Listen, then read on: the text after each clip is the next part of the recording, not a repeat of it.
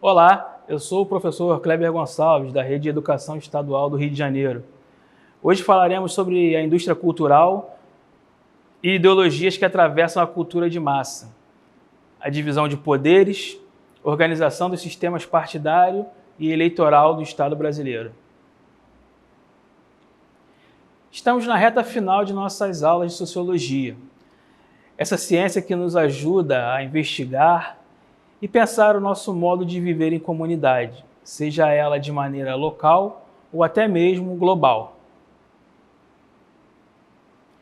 Você já se perguntou por que sempre, ou quase sempre, há um artista, cantor, ator, apresentador de televisão, atuando nas propagandas que visam o aumento de venda de determinados produtos, bens ou serviços? De fato, isso tem se mostrado muito comum, até porque essas propagandas são veiculadas por meios de diversos meios de comunicação, no contexto do que comumente é chamado de cultura de massa. Esse é o conceito do qual trataremos nessa aula, de forma articulada ao que discutimos em aulas anteriores. Entretanto, a compreensão do conceito de cultura de massa supõe o entendimento também de dois outros conceitos, a cultura popular e a cultura erudita. A cultura popular. Em sua vida cotidiana, você já percebeu que, como brasileiros, possuímos um grande número de manifestações culturais. Por exemplo, o carnaval, as festas juninas, o futebol, o artesanato, as danças, determinadas crendices e festas religiosas. A esse tipo de manifestação do povo, damos o nome de cultura popular. A cultura popular pode ser compreendida, então, como um conjunto de valores tradicionais de um determinado povo, que ganham expressão em formas artísticas dos mais variados tipos. Uma das principais características desse tipo de cultura é o fato de as verdades produzidas pelos indivíduos em seu contexto cotidiano serem, em geral, produzidas e consumidas pelas pessoas que as geram. A cultura erudita refere-se normalmente àquela cultura que se aprende em livros, escolas, universidades. Em certo sentido, esse tipo de cultura provém do pensamento científico, livros, pesquisas universitárias ou ainda de estudos gerais, construído com base em variadas leituras. Ela está presente também nos museus, na arte, nas exposições. Esses dois tipos de cultura convivem em nossa realidade e não devem ser classificados como superior ou inferior, pois ambos traduzem formas importantes de vivência em sociedade e contribuem grandemente para a nossa formação como pessoa e como cidadão. A cultura de massa pode ser compreendida como aquela que é transmitida pelos meios de comunicação de massa, jornais, revistas, televisão, cinema, internet, etc. Na atualidade, ela tem se tornado bastante influente no comportamento das pessoas. Dentre outros motivos, porque os meios pelos quais ela é divulgada alcançam com rapidez um grande número de pessoas, ao mesmo tempo e em diversos lugares. Quando falamos dessa cultura, estamos nos referindo a uma sociedade de massas, de grandes multidões com comportamentos padronizados. Nesse cenário se instala uma indústria cultural que leva à ideia de produção em série, grande quantidade de produtos comercializados com lucratividade, que é uma característica básica do sistema capitalista. Entretanto, muitas vezes uma manifestação da cultura popular pode ser apropriada por grupos que têm interesse em explorá-la de forma associada ao que constitui a cultura de massa. A esse respeito, vejamos um exemplo bastante expressivo na cultura brasileira, que é o carnaval.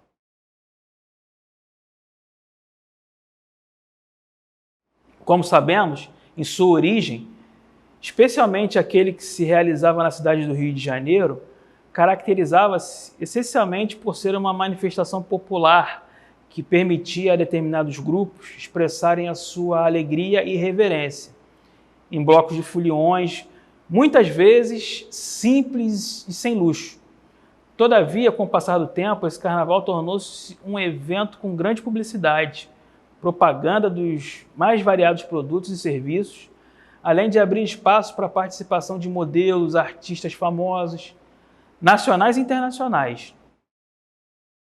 Transformou-se, em um certo sentido, num espetáculo em que as propagandas ocupam grande espaço de expressão. Esse é um exemplo típico de confronto entre a cultura popular e a cultura de massa. A expressão indústria cultural foi inicialmente utilizada por dois filósofos alemães, Max Horkheim e Theodor Adorno. Faziam parte de um grupo de estudiosos vinculados à Escola de Frankfurt. Eles escreveram juntos, em 1947, a obra chamada Dialética do Esclarecimento, onde o termo aparece pela primeira vez. E no Brasil, como é a indústria cultural? Estando o nosso país inserido na ordem mundial, ele não está isento das influências da indústria cultural. Como outros países que ainda não se encontram em nível de desenvolvimento mais avançado, no Brasil é muito comum a indústria cultural voltar-se para temas e assuntos relacionados a nações mais desenvolvidas. Como podemos identificar isso? De várias maneiras. Pela grande quantidade de músicas estrangeiras que tocam no rádio, no expressivo número de programas e filmes estrangeiros, entre outros. No caso da imprensa escrita, muitas vezes é possível identificar frequentes destaques às questões de outros países, enquanto aquelas que dizem respeito ao Brasil é dado um destaque menor. Também em nosso país, os meios de comunicação de massa têm forte influência sobre o comportamento das pessoas. Dentre esses meios, merece destaque a televisão. Você acha que as propagandas, novelas, representam bem a realidade brasileira, ou elas tendem a alimentar padrões de consumos de regiões como o Sul e o Sudeste? No caso do Brasil, como sabemos, a renda é altamente concentrada nas mãos de uma parcela da população, de forma que a indústria cultural tende a gerar produtos direcionados de forma mais específica para essa parcela e não para todos. Todavia, isso não significa que alguns grupos com pouco poder aquisitivo não desejem e comprem, às vezes de maneira compulsiva, determinados produtos que nem sempre foram pensados diretamente para eles, mas para outros que possuem um padrão de renda muitas vezes superior ao deles. Por último, é importante não perder de vista que em uma sociedade como a nossa, em que estão presentes desigualdades de diversas naturezas, enquanto alguns grupos adquirem objetos supérfluos, muitos outros grupos passam por necessidade de sobrevivência ou convivem com problemas sociais graves. Vamos falar agora sobre a divisão dos poderes, a organização do sistema partidário e eleitoral do Estado brasileiro. Gostando ou não, querendo ou não, ouvimos nas ruas e até dentro de nossas casas as pessoas falarem de política, tanto mais em tempos de eleição, naturalmente, mais do que em épocas normais. Embora o universo da política seja estudado por renomados cientistas, os chamados cientistas políticos, as pessoas comuns, pouco ou nada versadas no assunto, costumam arriscar palpites ou mesmo formular hipóteses e conjecturas sobre esse universo. E isso é necessário, é importante, porque os fenômenos da política têm a ver com o mundo em que vivemos e a situação particular em que nos encontramos. E a participação política das pessoas é fundamental. Assim, é mais comum e corriqueiro o povo falar de política do que, por exemplo, de fenômenos naturais, terremotos ou tsunamis. A política está relacionada à disputa pelo poder e ao exercício deste. Especificamente, abarca o conjunto de atividades ligadas à organização e administração do Estado. Você já parou para pensar como a política influencia na atuação do Estado no atendimento às necessidades da população? Já pensou como você pode atuar politicamente para que seus direitos sejam garantidos? Tem consciência de que sua participação, seja através do voto, de movimentos sociais, de sindicatos, de associação de moradores ela pode ser decisiva para a mudança da sociedade? Os representantes políticos dos cidadãos brasileiros são escolhidos a partir de eleição e estão sujeitos ao mandato que possui tempo limitado.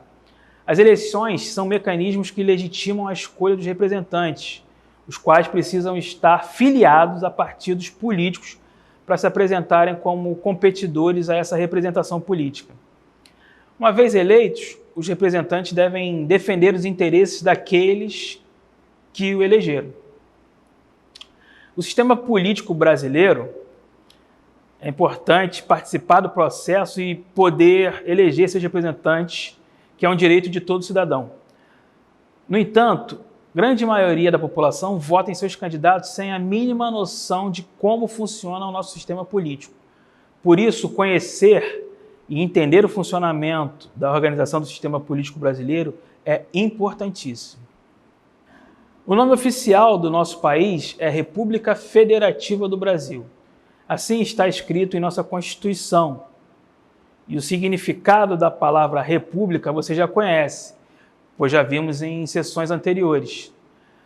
Mas o mesmo não podemos dizer sobre a palavra federativa. Federativa deriva de federação, que é o termo utilizado para definir um estado, país, formado por um conjunto de estados autônomos e com governo próprio. Toda federação apresenta essencialmente dois níveis de governo, um com jurisdição no país e outro com a jurisdição regional, em uma Constituição escrita. No Brasil, a federação está organizada em 3 níveis de governo: o federal, também chamado de União, chefiado pelo presidente da República, com sede em Brasília, capital do país; o governo estadual, que é o governo dos estados, membros da União; e o municipal, que é o governo de cada cidade. No Brasil, como em toda a federação, a Constituição estabelece um conjunto de competências para cada nível de governo. Portanto, quando nos deparamos com algum problema relacionado ao poder público, é fundamental que saibamos de quem é esta competência. Essa tarefa não é simples, mas a nossa Constituição pode ser facilmente acessada pela internet. E nela encontramos uma parte específica intitulada como da Organização do Estado, na qual são definidas as atribuições ou competências específicas de cada nível de governo.